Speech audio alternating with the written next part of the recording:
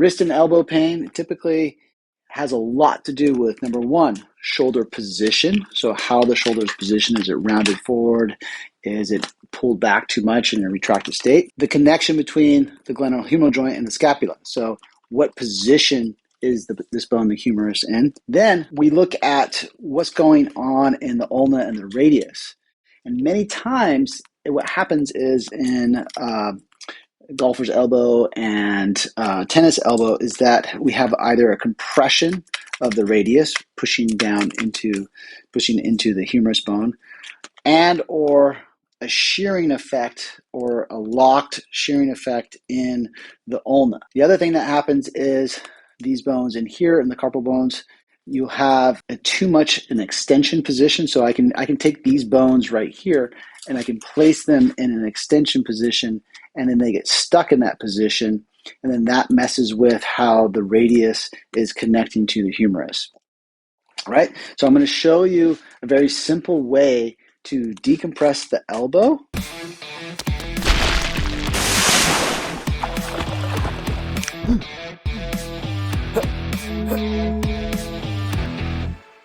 Not so much with the shoulder right now, but we're going to want to position the shoulder blade while we do it as best we can, up and slightly back. If you're someone that pulls that shoulder blade back really far, then in an overly retracted position, then you're going to want to let that go slightly.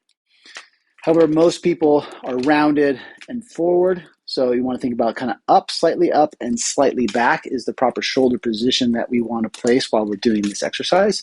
And then the elbow is going to be in a bent position, and then we're going to be putting a pressure point into the wrist, so to speak, to help kind of shift these joints into the right position. For a little bit of tissue prep while we're doing this, we're going to be working with a muscle that's right on the edge of your palm right here.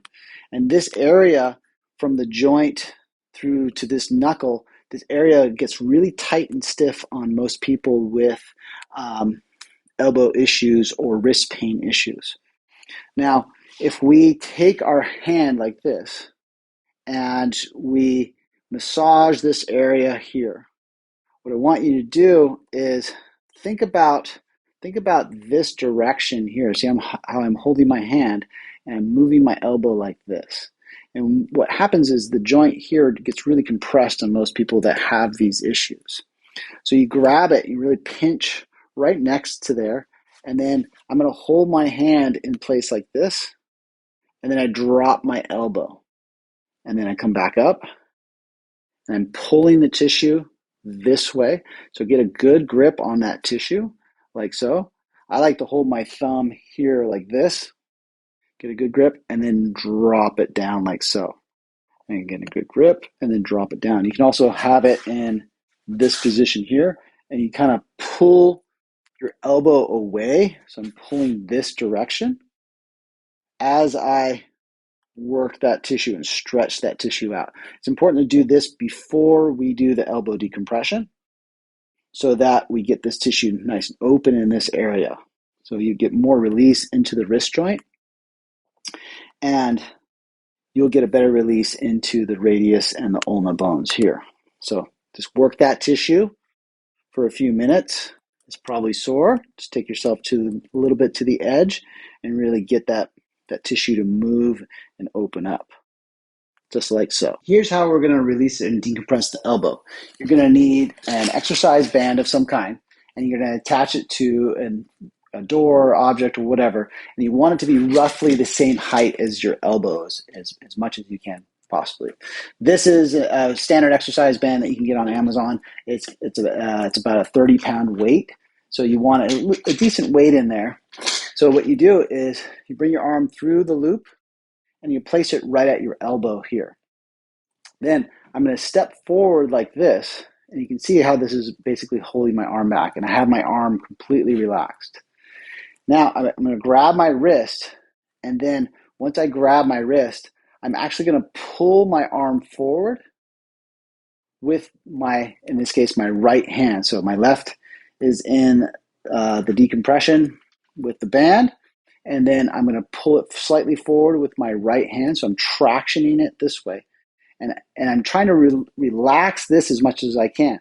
If you can get someone else to help you, even better, but you can do this by yourself. I've done it by myself. Here, what you can do, once you have it kind of forward a little bit, you can adjust the tension. You don't want a huge amount of tension on here, just enough to where you can relax and kind of hold that tension there. So I'm completely relaxing this arm.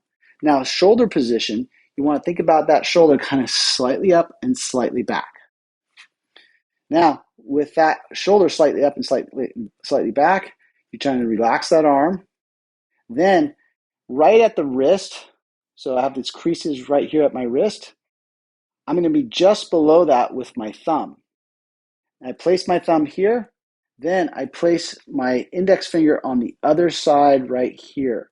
So here's where my wrist bend would be. I'm placing it just, in this case, if I go below, that's just below that. Keep that wrist relaxed, and I'm going to pull my wrist, bend it in a 90 degrees, and then I'm pressing my thumb into that area. So I'm kind of pressing my thumb forward to release that joint, and then I just hold it here.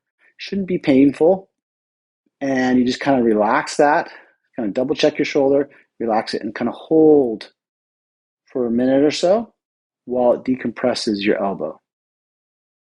And that pressure, I'm pushing forward with my thumb like this on those bones.